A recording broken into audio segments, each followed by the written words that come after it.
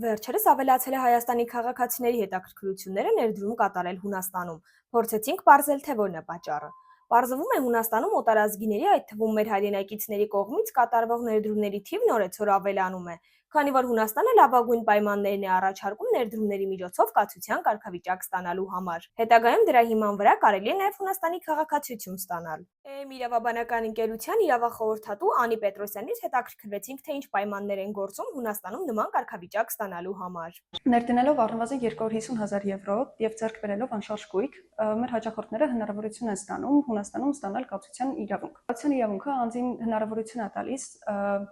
առնվազն 5 տարի եւ շարունակելու հնարավորությամբ բնակվել Հունաստանում։ Մենք մեր Հունաստանում գտնվող գործընկերների հետ միասին